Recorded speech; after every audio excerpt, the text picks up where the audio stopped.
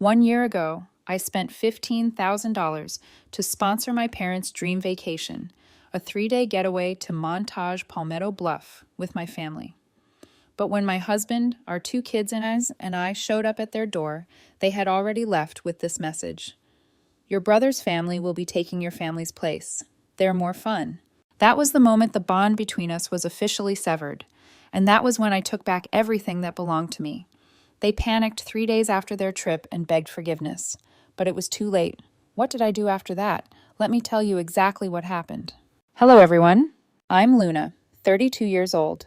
I live with my husband, Rared, and our 2 daughters in Decatur, a peaceful small town about a 20-minute drive from Atlanta. We have a 2-story house with a small garden where Bella and Emery usually run around every afternoon after school.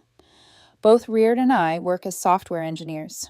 He works for a fintech company while I develop mobile apps for a tech startup.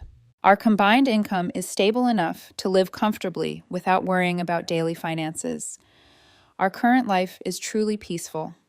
Every morning after waking up and preparing a simple breakfast, we take 5-year-old Bella and 7-year-old Emery to school together. Bella is in kindergarten while Emery is already in 2nd grade. Our family weekends are usually spent on meaningful but straightforward activities. Sometimes we organize short picnics at nearby parks or take walks along the trail around Stone Mountain Lake. Occasionally, we'll stay home and cook together. Reard teaches the kids how to make chocolate chip cookies while I prepare dinner. Weekend evenings are family movie time, usually animated films that all 4 of us enjoy. In the past, every Sunday, we used to take the kids to visit their maternal grandparents in Atlanta. But a year ago, after my parents abandoned my family on a trip that I funded, Reard and I decided to cut off all contact with them altogether. My story begins on my dad's 60th birthday. This was an important milestone, so Dad threw a big party. All the relatives and friends were there to celebrate that day. My family brought a special gift for Dad's birthday that day, the latest iPad. After observing that Dad often had to squint when reading news on his phone, I thought an iPad with a larger screen would help him read the news more easily without straining his eyes. Bella and Emery also gave Grandpa gifts that day. The 2 little ones had spent the whole week drawing colorful pictures for Grandpa with images of houses, trees, and family. Besides that, the kids also helped Rared make a chocolate birthday cake with vanilla frosting, the kind of cake my dad always loved. My younger brother Jordan's family was also at the party.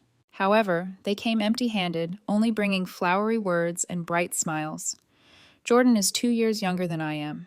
His family also lives in Atlanta, just a few miles from our parents' house. Since childhood, Jordan has been the golden child of my parents. Even as adults, my parents prioritize Jordan in many situations. They always find reasons to make excuses for Jordan's actions, even when those actions aren't entirely appropriate. However, I didn't pay too much attention to this favoritism.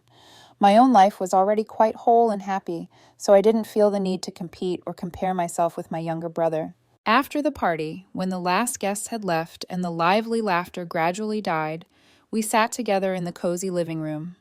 Bella and Emery were exhausted after a long day of running around with their cousins, so they had fallen asleep right on the sofa. Jordan's 2 kids were still sitting on the floor carpet, arguing and fighting over toys. In the relaxed atmosphere after the party, my dad suddenly shared, in a dreamy tone, about a dream he had been nurturing for a long time.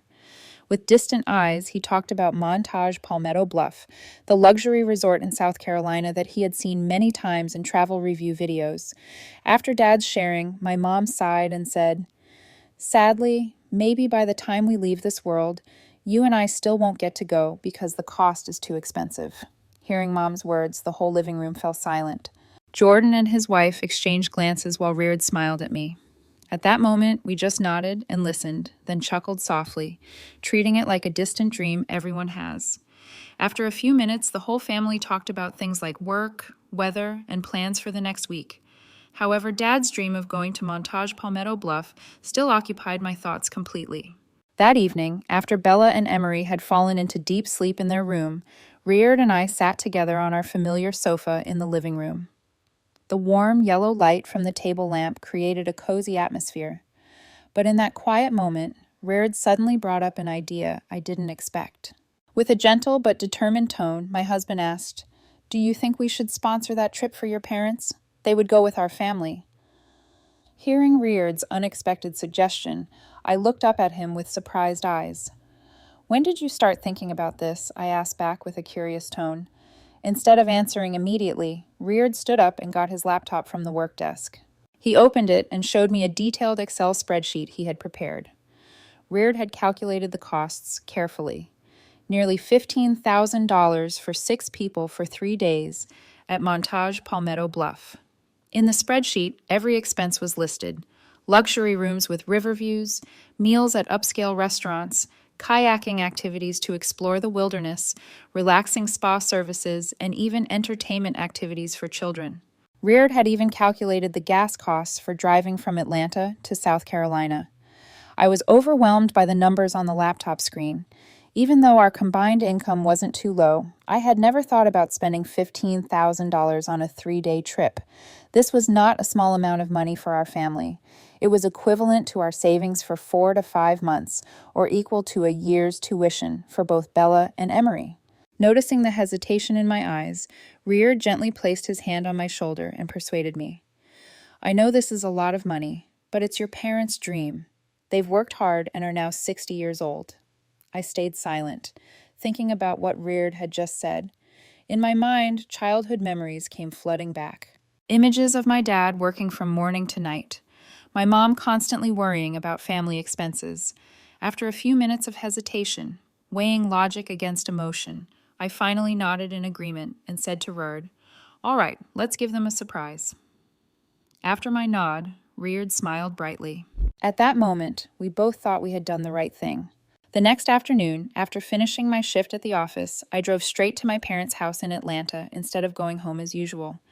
My heart was beating faster with excitement to bring them a big surprise. I imagined the bright smiles on their faces when they heard this news. When I entered the familiar house, I saw my parents sitting in the living room watching the evening news. With a confident smile, I announced the good news to them. "I have wonderful news for you both. Our family has decided to sponsor the trip to Montage Palmetto Bluff that Dad mentioned yesterday." Initially, their reaction was exactly what I expected. My mom's mouth dropped open in surprise while Dad stood up with eyes full of disbelief. My mom exclaimed joyfully, "Really, Luna? You're not joking with me, are you?" But as soon as I continued explaining that we would go together as one big family, me, Reard, our 2 daughters, and my parents, the expressions on their faces suddenly froze. The joyful look from seconds before suddenly became hesitant. After a brief silence, my mom asked carefully, "What about Jordan's family? Your brother?" Hearing that question, my heart felt like it was being squeezed. I had mentally prepared for this situation. Trying to keep my tone calm, I replied, "You can call and ask him if his family wants to join us. We'll help book their spots, but he needs to transfer the money first so we can pay." As soon as I finished speaking, my mom immediately suggested with a voice that sounded like she was pleading, "Why don't you pay for Jordan's family too? He's your brother." Hearing Mom's suggestion, I said directly, "This trip costs a lot of money. I can't afford to pay for both families." After my words, my mom fell silent and looked down at the floor. A few seconds passed in the suffocating atmosphere, and I felt like I was standing at a crossroads with countless paths. Finally, I spoke up with a determined voice. "If you don't want to go with our family, I'll cancel this trip." Immediately, my dad hurriedly spoke up with a panicked voice. "Don't get upset, Luna. Your mother didn't mean anything by it. We'll go. We'll go." After my dad's words, seeing the tension in the air, I decided to leave right after that. Throughout the drive home, my mind started to waver. I didn't know if I was wrong to have sponsored this trip. How would you handle it if you were in my shoes, after your parents suggested you sponsor your brother's family? Let me know your thoughts in the comments below. That evening, after getting home, I sat with Reard on our familiar sofa and recounted the entire conversation with my parents. When he heard the part about my mom asking me to pay for Jordan's family, Reard shook his head with an annoyed expression. Even though he was angry about my parents' attitude, Reard gently told me, "You should stay calm. Maybe they just want the whole family to have fun together." After discussing for a few more minutes, we still decided to stick with our original plan to sponsor the trip for my parents, along with our family, regardless of what had just happened. The next morning, just as I was getting ready for work and checking my emails, the phone suddenly rang. Looking at the screen and seeing Mom, I answered with a slightly irritated mood from yesterday's conversation. When I picked up, my mom sounded more cheerful and enthusiastic than usual. She said to me, "I have good news. I have a friend who works at Montage Palmetto Bluff. I can make the reservations for you." As soon as I heard the suggestion, I hesitated and asked, "Why don't you let me book it myself as originally planned?" Noticing the hesitation in my voice, Mom explained with a caring tone, "With this connection, I guarantee we'll get the best rooms with the most beautiful views for the whole family. Besides, I know you and Reard are busy with 2 little ones and stressful work. I want to help you handle these booking procedures so you don't have to worry about it." Hearing my mom's reasonable explanation, my heart felt warm from her thoughtfulness. At that moment, I had no reason to be suspicious. Having a friend in the travel industry was completely normal, and getting help booking rooms would be convenient. So I transferred the $15,000 and completed personal information for my family, Ruurd's, Bella's, and Emery's names, so Mom could complete the room booking. After completing the money transfer procedure, Mom called back that afternoon to announce the results. Satisfied, she said to me, "Everything is done. We'll depart on Thursday in 3 weeks." Since Montage Palmetto Bluff in South Carolina wasn't too far from Atlanta, about a 3-hour drive, we decided to travel by car. This was also more convenient for the little ones, and we could bring many personal items without worrying about airline baggage. During the 3 weeks of preparation, the atmosphere in our house became more lively than ever. Bella and Emery always mentioned the trip every evening with indescribable excitement. Every night, Bella would run to me and ask, "Mommy, what kind of fish are there? Can I go kayaking?" Meanwhile, Emery focused on preparing luggage. She constantly brought her favorite toys from her room, stacking them in a small pile next to the suitcase. Whenever she saw Reard preparing things, Bella would say, "Daddy, I need to bring this doll to play with Grandma and Grandpa." Reard frequently explained the exciting activities we would experience together to the kids. He talked about kayaking trips through the wilderness, delicious meals at upscale restaurants, and especially the precious time the kids would spend with their maternal grandparents. Seeing the excitement and joy in Bella and Emery's eyes daily, my heart overflowed with satisfaction. I knew the decision to spend $15,000 on this trip was right. Seeing the kids happy made me feel that every sacrifice was worth it. I even started looking forward to this trip myself. After months of stressful work, this would be a perfect opportunity for the family to relax and bond.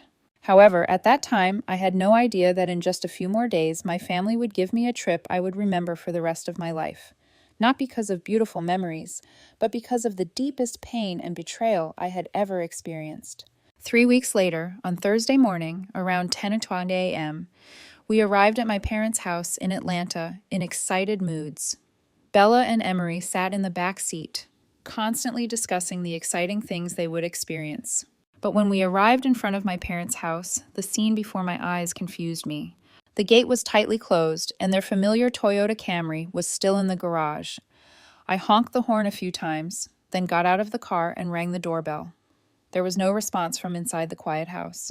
At that moment, I took out my phone and called my parents, but the phone just kept ringing and no one answered.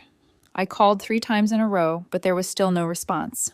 When Reard saw me looking confused, he looked out from inside the car and asked worriedly, "Where did they go?" Trying to hide the uneasiness rising in my heart, I shook my head and replied, "They're probably out buying more stuff for the long journey. They might have forgotten to bring their phone or put it on silent mode. We decided to wait in the car." Time passed minute by minute, and the restless feeling in my heart kept growing. Around 11:00 a.m., after many calls, my mom finally answered the phone. With concern, I asked, "Where are you? We've already arrived at the house."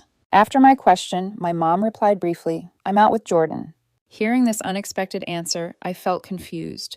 Trying to control my voice, I asked again, "Why are you out with Jordan? What about our trip?" Instead of answering my question, my mom suddenly hung up.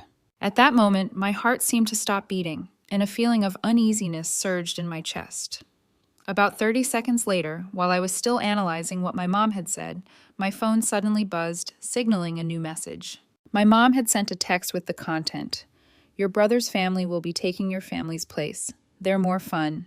As soon as I finished reading those lines, my hands trembled uncontrollably. I read and reread the message many times, unable to believe this was real. They had abandoned us, the people who had sponsored the entire $15,000 cost for the trip they were now enjoying. Feeling like I needed someone to witness this to make sure I wasn't dreaming, I turned and handed my phone to Reard to show him the message. As soon as he finished reading, Reard covered his mouth with his hand with a horrified expression and whispered, "They can't do this." He looked at me with eyes full of sympathy, unable to believe what he had just witnessed. In my rage, the first thought that popped into my head was to immediately drive to Montage Palmetto Bluff to confront them and demand justice. I wanted to look at them directly and ask why they could treat us like this. But just as I was about to start the car, Reard quickly placed his hand on mine and advised, "Don't do that. The money has already been transferred to them, and your parents are the ones who made the reservation, not us." Hearing my husband's advice, I realized that legally we had no right to this trip. At that moment, my body went rigid while my mind was still trying to understand what had just happened. The world around me seemed to stop in that moment, leaving only the sound of my heavy breathing and Reard's worried gaze. About 5 minutes later, after calming down, I turned back to look at Bella and Emery sitting in the back seat. The two little ones were still eagerly waiting, constantly asking when we would depart. Bella hugged her favorite doll tightly, while Emery held a nature picture book to read on the road. Seeing the innocent eyes of my children, my heart felt like it was being squeezed. I couldn't let my parents' betrayal ruin the vacation the kids had been looking forward to for 3 weeks. Suppressing the burning anger in my heart, I tried to stay calm and thought about alternative options. We needed a place to go today that could bring joy to the kids and help my family have a memorable vacation. Reard and I took out our phones and quickly searched for resorts near Atlanta. Time was not on our side. It was almost noon, and most good resorts were fully booked for the weekend. I started feeling worried after contacting the first 3 resorts and getting fully booked responses. Fortunately, when I called Barnsley Resort in Adairsville, Georgia, the hotel representative said they still had a 4-person family suite. Without hesitation, I hurriedly made a reservation and paid in advance over the phone. The room price wasn't cheap, but in this situation, I just wanted to ensure the kids had a fun vacation. After completing the booking procedures, I returned to the car's rear and said to my 2 daughters in the gentlest voice possible, "Grandma and Grandpa have an emergency, so they won't be joining us, but we'll still have a wonderful trip." After my announcement, Emery looked slightly disappointed and asked, "Why aren't Grandma and Grandpa coming with us, Mommy?" I smiled at Emery's slightly sad face and replied, "Sometimes adults have important things to take care of, but that means we'll have more time to have fun together." After that, my family drove away from Atlanta, heading to Barnsley Resort in Adairsville, Georgia. On the road, I tried to focus on driving and chatting with the kids, but in my heart, I still couldn't forget my parents' cruel betrayal. Due to traffic jams on the highway, our family arrived at Barnsley Resort around 3 p.m. After completing the check-in procedures and dropping off our luggage, we decided to participate in some light activities so the kids could relax after nearly 4 hours sitting in the car. Bella and Emery were particularly excited about the duck feeding activity at the small lake within the resort grounds. The 2 little ones giggled when the ducklings competed for the bread pieces they threw into the water. After that, we participated in a short mini golf session, where Emery showed quite a talent with her accurate shots. While the 2 kids were happily playing on the playground, I took out my phone to capture these happy moments to post on Instagram. I wanted to preserve these beautiful family memories. Even though the circumstances weren't as expected, right then, as I had just opened Instagram to post the photos, I suddenly saw a post from my mom's account.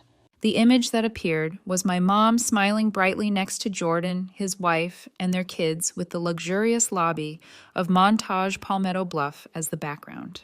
The caption that went with it made me freeze. "Happy with my son and grandkids. Thank you, Jordan, for sponsoring this trip." What made me even angrier were the comments below the post. A series of friends and relatives came to praise Jordan with comments like, "Jordan is so great. Lucky to have Jordan taking care of his parents. I wish I had a son like Jordan." At that moment, the blood in my body felt like it was boiling. They didn't just abandon us. They publicly gave Jordan credit in front of all friends and relatives so he could be praised, with my money. On the evening of the first day, after Bella and Emery had fallen into deep sleep in their room, I sat with Reard on the balcony, looking out at the quiet garden of the resort. With a determined voice, I told my husband, "I've thought of a plan to teach my parents a lesson. They need to understand that treating us like this will have consequences." After that statement, I began explaining my plan to Reard. After hearing the plan, he shook his head in opposition. Worriedly, he said to me, "You should calm down. This could tear your family apart." But at that moment, the determination in my heart had hardened like steel. I looked straight into Raird's eyes and said, "No, this time I will demand justice." Raird was silent momentarily, then nodded in agreement with my plan. That night, I decided the plan would be executed after we returned from the trip. I didn't want negative emotions to affect the precious time with my children. In the next 2 days, Reard and I spent our whole time on the trip, and we had meaningful moments beside our two little princesses. We explored forest trails together, participated in cookie making at the resort kitchen, and enjoyed peaceful afternoons by the lake. Although the pain was still in my heart, the innocent laughter of Bella and Emery somewhat soothed my soul. Right after returning from Barnsley Resort, I went to the law office of Miller and Associates, a reputable law firm I had researched online. The office was located in a high-rise building in downtown Atlanta with a professional and formal atmosphere. When I met with Lawyer Johnson, I presented my situation in detail. He listened with a serious expression, occasionally nodding and understanding. After I finished telling the whole story, Lawyer Johnson seriously said to me, "You have the right to take back what belongs to you. I will guide you on how to execute this through proper legal procedures." After that, he continued to explain the necessary procedures so I could act legally and effectively. I carefully noted each step and each document I needed to prepare. Sitting at my desk at home with the official notice that evening, I felt unusually calm. The serious legal text on the papers carried the power of justice. I was confident that they would receive the lesson they deserved, and I was also satisfied that I would not regret this decision. The next day, after finishing my work shift at the office, I didn't drive home as usual but called an Uber to go to my parents' house. I deliberately didn't drive my car. On the way there, I gripped the white envelope tightly, containing the legal notice that Lawyer Johnson had helped me draft. My hands were slightly trembling, not from fear, but from excitement mixed with the pain that still lingered in my heart. When the car stopped in front of the familiar house, I saw the light in the living room was on, indicating my parents were home. I got out of the car, paid the driver, and walked up to ring the doorbell. After a few rings, my mom came to open the door. When she saw me appear at the door, my mom asked with a surprised voice, "Luna, why did you come here?" What caught my attention most was that there was no sign of regret or shame on my mom's face. She acted normal, as if nothing had happened, as if abandoning my family on the trip was a slight misunderstanding. Right after that, I stepped into the house without waiting for an invitation. My dad was sitting on the sofa watching TV and looked up at me with an unreadable expression. Without saying a word, I pulled the notice out of the envelope and handed it to them. I calmly and coldly told them, "This is a legal notice." My parents took the paper and read the content together. I could see the expressions on their faces change from confusion to panic as they understood the meaning of the legal text. After finishing reading, my mom screamed tremblingly, "You can't do this. We are your father and mother." Hearing that, I coldly replied, "According to the notice, you have 30 days to leave this house. I've let you live here for free for many years now. I need to take it back. I'm asking you to leave as stated in the notice." After my cold words, my mom suddenly burst into tears. She cried while saying in a pleading voice, "You can't be heartless enough to kick your parents out. Where would we live? We're old now. We don't have the strength to find our place." In that moment, I saw my mom's tears, and my heart felt like it was being squeezed.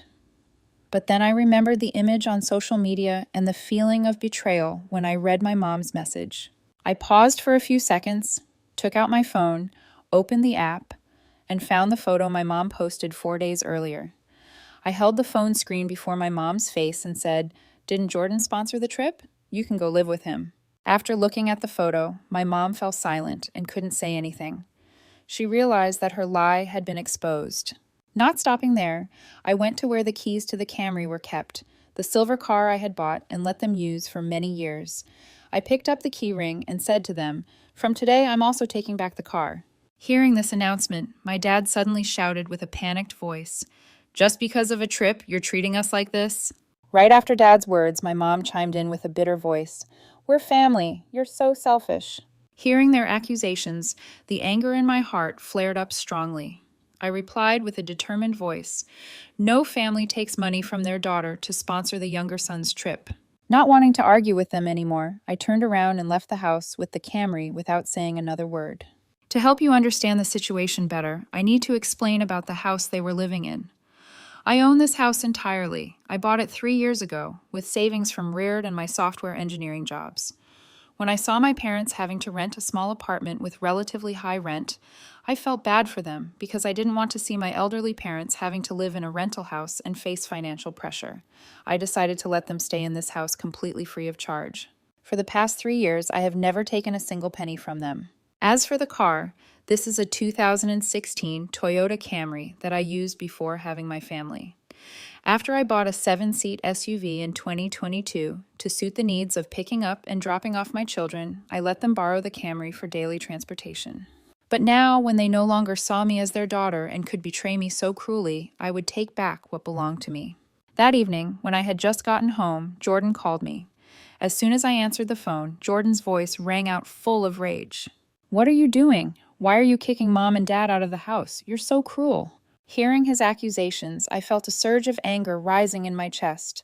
I gripped the phone so tightly that my knuckles turned white. Without waiting for me to respond, Jordan continued shouting. "Mom has been crying for hours. They said you're demanding they leave the house in 30 days. You can't do that." Hearing that, I said with a calm but determined voice, "If Mom and Dad, and you, pay back the $15,000 for the trip and agree to pay rent for the house at $1,500 per month, the current market rate, then I'll reconsider." When he heard the amount of $15,000, Jordan suddenly fell utterly silent. I could sense his confusion. After a long pause, Jordan immediately replied angrily, "Mom and Dad invited me to go. I didn't know about that." After this statement, Jordan hung up, leaving a long beep in my ear. Also that evening, continuous calls from relatives and my parents' friends began. Uncle Lincoln was the first to call. He angrily said, "Luna, how could you treat your parents like that? They raised you." Next was Aunt Victoria. Unlike Uncle Lincoln, Aunt Victoria didn't criticize, but asked with a caring voice, "Luna, I heard you have problems with your parents. What happened?" I told Aunt Victoria the whole story, from sponsoring $15,000 for the trip to my parents abandoning my family to go with Jordan. After listening, Aunt Victoria said supportively, "I support you. You did the right thing. No one has the right to treat you like that, not even your parents." Hearing my aunt's encouraging words, I felt somewhat comforted. The following 2 days passed with continuous calls from my parents' relatives and friends. From morning to night, my phone rang with reproaches, advice, and even threats.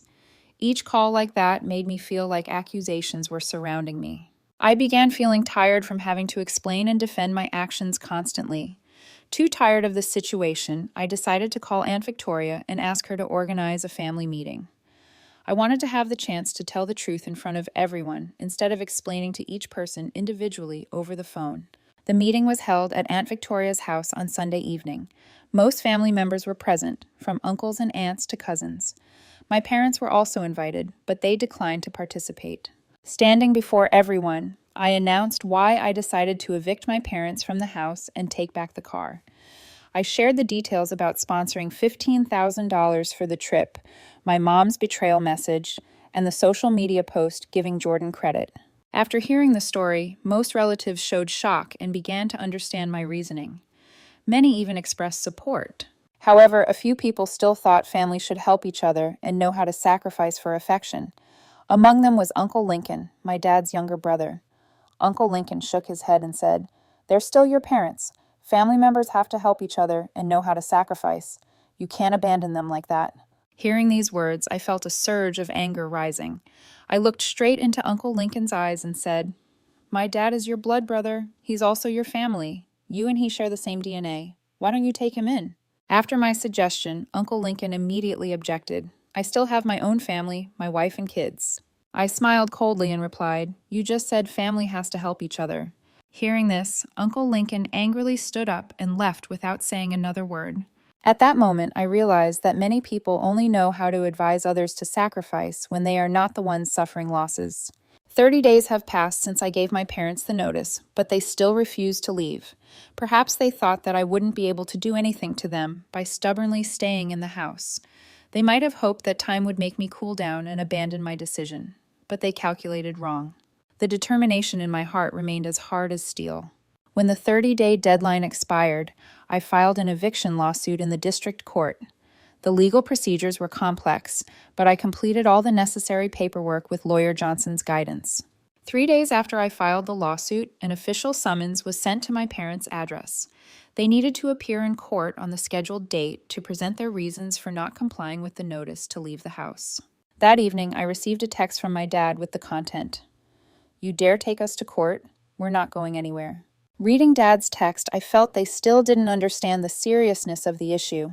They might think this was just a game, a way for me to threaten them. But the law is not a game.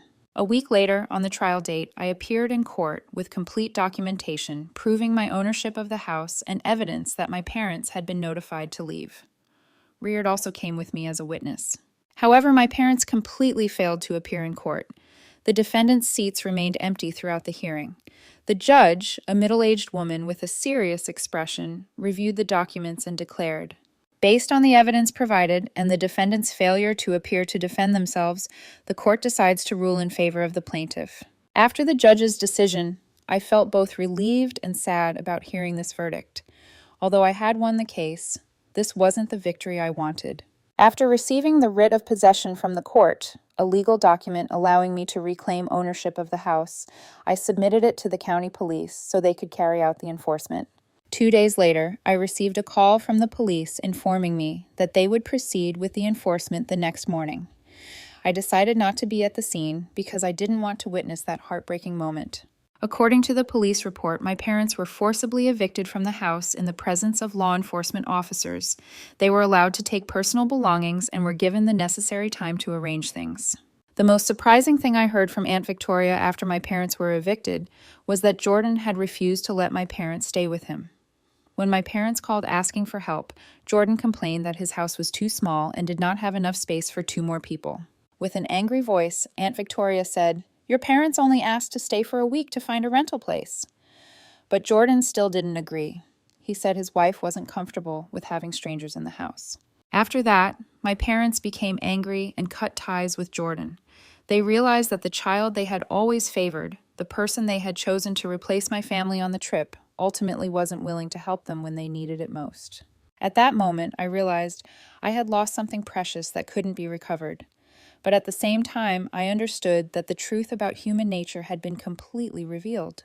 A year has passed since my parents were forcibly evicted from the house. A year with significant changes, but I can say that I found peace in my life again. My family is happy now.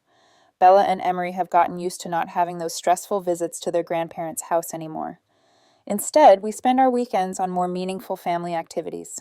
Reard and I feel our marriage has become more bonded now that we no longer have to deal with stress from extended family. As for my parents, from what I know through Aunt Victoria, they're currently staying temporarily in my aunt's garage. With her kindness, Aunt Victoria has renovated that space and bought them a bed and some necessary living items. Although these are not ideal conditions, at least they have shelter. A week ago, my parents came to our house. They appeared Sunday afternoon when I was playing with the kids in the garden. Their appearance was completely different from a year ago, older, more haggard, and they seemed to have endured difficult months. My mom stepped forward with pleading eyes when she saw me and said, "Luna, we came here hoping you'd let bygones be bygones and give us a chance." At that moment, I stood still, not answering immediately. In my heart, the painful memories from the trip a year ago were still vivid. Finally, I shook my head and said, "I can't." Hearing this answer, my mom couldn't hide her disappointment. She said tremblingly, "I miss the daughter you used to be." After my mom's words, I smiled coldly and replied, "That Luna is gone." The statement cut through the air like a knife, making my parents fall silent.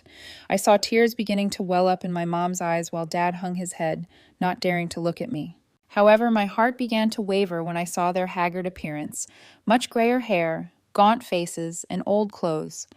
Despite all the pain I'd experienced, they were still the parents who gave birth to and raised me. Now I'm facing a difficult decision. Part of me is still angry and hurt by what happened.